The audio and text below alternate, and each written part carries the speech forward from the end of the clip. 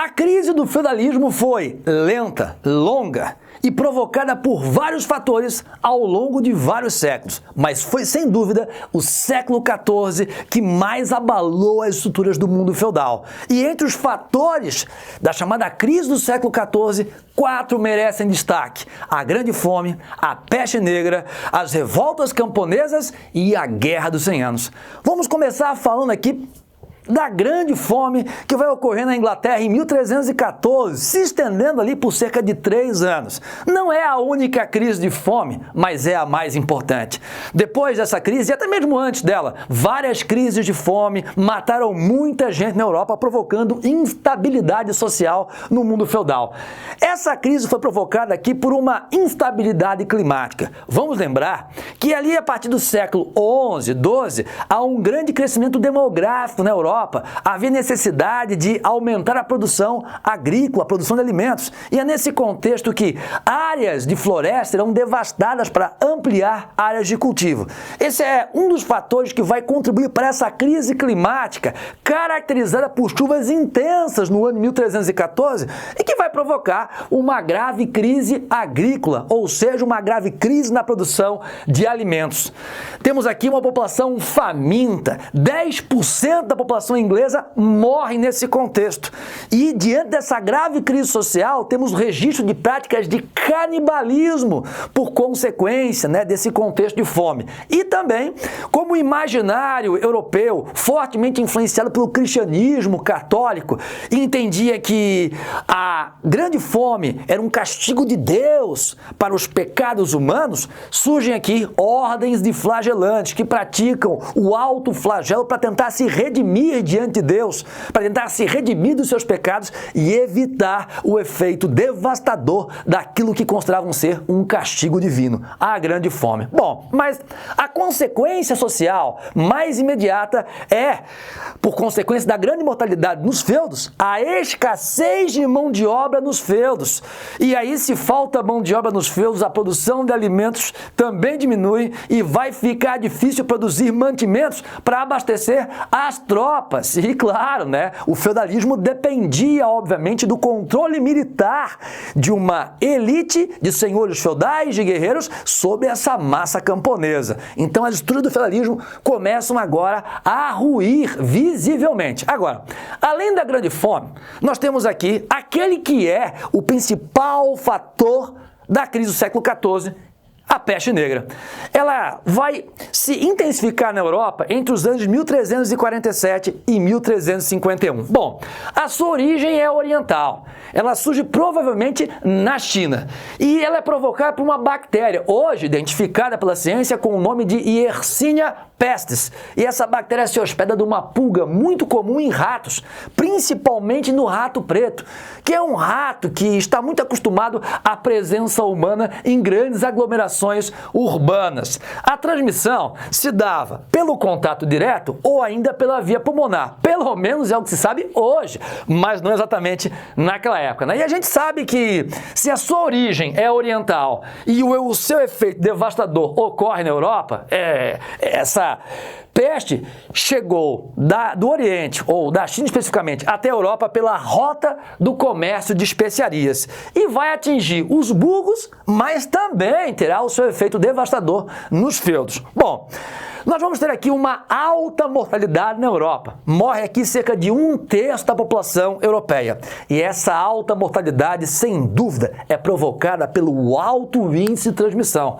Esse alto índice de transmissão tem a ver com o quê? Com a aglomeração urbana, nos burgos, nas cidades, que facilitava, claro, tanto o contato direto como também a transmissão pulmonar. Agora, o saneamento precário desses burgos também facilitava a proliferação dos ratos e, claro, das pulgas que portavam a bactéria. Agora, morre muita gente não só por conta da alta transmissão, mas também por conta de uma imunidade muito baixa da população em função da alimentação precária. Lembrando que a grande fome não foi a única crise de fome na Europa, Várias outras crises de fome aconteceram e isso é só um reflexo da precária alimentação que vai ser responsável pelo alto índice de mortalidade provocado pela peste peste negra. Agora, como é que o imaginário popular explicava a ocorrência dessa peste devastadora? Bom, numa cultura teocêntrica, onde tudo se explica pela vontade de Deus, muitos acreditavam que a peste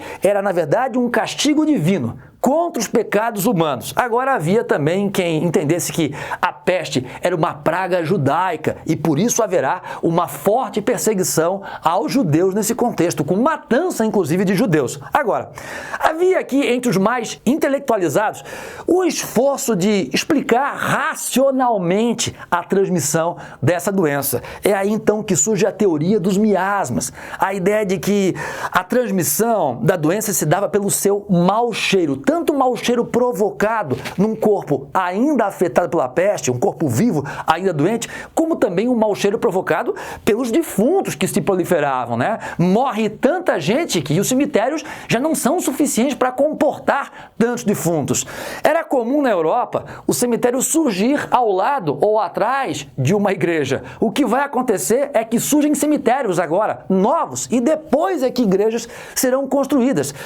Tamanha a quantidade de mortos nesse contexto. E aí o mau cheiro, tanto dos corpos vivos doentes como dos mortos, era visto como a causa principal da transmissão. Daí a preocupação naquela época com o uso de máscaras, né? Principalmente entre os chamados doutores medievais, para evitar, né, o contágio da doença. Bom, por mais que essa teoria, hoje se sabe, não fazia sentido, o uso de máscaras contribuía para evitar a transmissão, porque se sabe que uma das formas da transmissão era pela via aérea, pela via pulmonar. Agora, quando se fala da peste negra, em termos mais objetivos, quais são as suas principais consequências sociais e econômicas? Bom, se morre 1/3 da população europeia, a gente sabe que a maior parte que morre está nos burgos, mas também morre uma grande quantidade de gente nos feudos.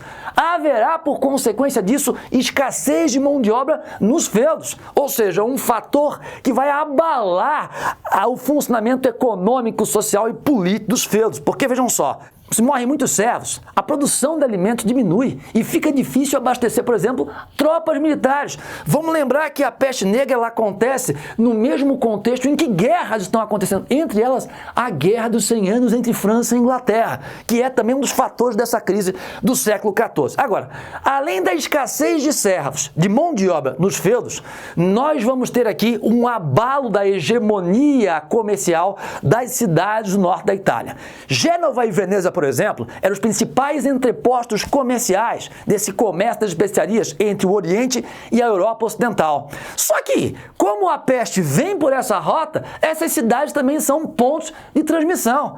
Então, o que vai acontecer? Cidades do norte da Europa, por exemplo, na região ali atual do norte da Alemanha, ou região ainda dos Países Baixos, não vão aceitar produtos nem pessoas vindas da região ali do norte da Itália. Isso vai enfraquecer a posição das cidades italianas como entreposto comercial e vai acabar favorecendo o surgimento de novos entrepostos, que vão acabar se tornando alternativos às cidades do norte da Itália. Eu destaco aqui a cidade de Lisboa, que durante a crise do século XIV, o contexto principalmente da peste negra, vai ter ali um grande crescimento comercial, porque se torna um ponto alternativo às cidades do norte da Itália. Sem dúvida, tanto a peste negra como as crises de fome aumentaram bastante a mortalidade na Europa. E isso vai acabar provocando um terceiro fator da crise do século XIV, as revoltas camponesas. Nós temos aqui um contexto em que a alta mortalidade nos feudos por consequência da fome ou mesmo da peste traz uma sobrecarga de trabalho e impostos aos camponeses, aos servos sobreviventes. E por isso eles se revoltam. As principais revoltas que ocorrem são as chamadas Jacquerie, na França em 1358, e também a revolta de Wall Tyler e John Ball, na Inglaterra, em 1381. Eles chegam a tomar aqui a cidade de Kent, na Inglaterra, e tentavam tomar o poder, mas, assim como na Jacquerie, foram reprimidos violentamente pela nobreza feudal. Bom, além desse desfecho violento, temos uma importante consequência. Essa insubmissão dos servos traz um abalo das relações entre senhor feudal e servo. Os servos agora não se submetem mais com aquela fidelidade, com aquela lealdade aos seus senhores. Bom, Outro fator importante da crise do século XIV é a Guerra dos 100 Anos, que vai durar, na verdade, 116 anos, entre 1337 e 1453. Bom, é uma guerra entre França e Inglaterra e que tem como causa principal uma disputa pelo trono francês. Isso ocorre por conta de uma crise sucessória. Em 1328 ocorre a morte do rei francês Carlos IV, sem deixar um herdeiro direto, um sucessor direto ao trono. Só que nós temos um problema na nobreza francesa. É que o primeiro rei da Inglaterra lá em 1066 foi Guilherme o Conquistador. Ele veio da França, da região da Normandia.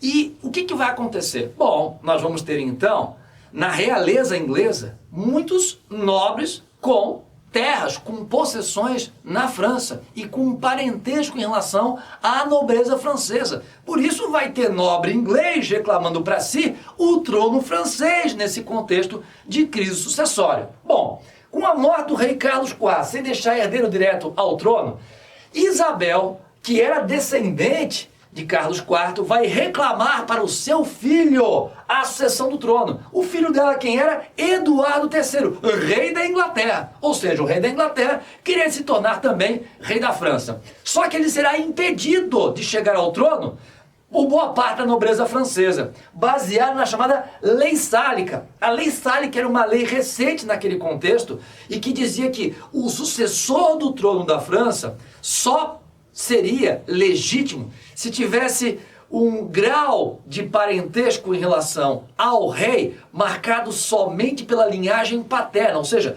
deveria ser parente do rei, mas só por parte de pai e ascendentes masculinos. E aqui temos uma mulher, a Isabel, como descendente do rei, reclamando a cessão do trono para o seu filho. Por isso os franceses se voltaram contra o entronamento de Eduardo III, que de fato não chegou a ser entronado. Então os nobres franceses, baseados na Lei Sálica, rejeitando a ideia de um rei inglês assumir o trono da França, acabam reconhecendo como rei da França o francês Philippe de Valois, que era descendente do rei morto somente pela linhagem paterna.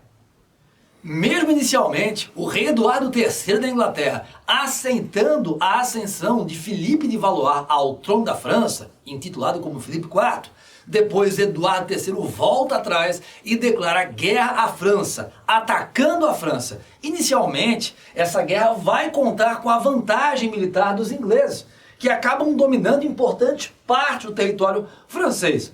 A virada francesa só vai acontecer depois do grande fenômeno chamado Joana d'Arc, uma camponesa que aos 13 anos de idade relatava ter aparições do anjo Gabriel, de Santa Catarina de Alexandria e também de Santa Margarida, que diziam que ela tinha sido escolhida por Deus para liderar as tropas francesas contra os ingleses, deixando clara a ideia de que o povo francês estaria protegido por Deus nessa guerra. E esse misticismo em torno de Joana d'Arc acabou servindo para que os franceses confiassem na vitória. Foi um elemento de unificação das tropas francesas. E o rei Carlos VII vai confiar a Joana d'Arc a participação na guerra. Alguns relatos chegam a dizer que ela comanda tropas francesas. Se ela comandou ou não tropas francesas, o fato é que a presença de Joana d'Arc marca o momento de virada dessa guerra, quando os franceses vencem os ingleses em Orleans. E a partir dessa batalha, nós temos ali um revés para o lado inglês. Os franceses conseguem aos poucos recuperar o domínio sobre o seu território. Bom, a gente vai ter aqui a vitória dos franceses ao final dessa guerra e a soberania francesa assegurada. Mas, nesse contexto, logo após a Batalha de Orleans, Joana d'Arc vai ser capturada pelos Borguinhões na França, que estavam aliados aos ingleses, e vendem Joana d'Arc para os ingleses. Ela vai acabar sendo condenada pela Inquisição e queimada na fogueira em 1431. Bom, embora os franceses vencessem essa guerra, nós temos aqui uma consequência comum aos franceses e aos ingleses. Uma guerra longa vai fazer com que a nobreza feudal, durante um bom tempo, se submeta ao controle militar do rei. Isso vai provocar o processo de centralização monárquica, onde o rei controla a nobreza feudal, os senhores feudais perdem aquela autonomia que tinham sobre os seus próprios feudos. Isso leva à crise do modelo político descentralizado do feudalismo. Por isso que a Guerra dos 100 Anos, assim como as revoltas camponesas, ou ainda a Peste Negra e também a Grande Fome, vão provocar um grande abalo do mundo feudal. É o que temos de mais importante sobre a crise do século XIV. Fique por aqui. Beijo grande para vocês. Não esqueçam de conferir o conteúdo dessa aula no blog e também realizar os exercícios.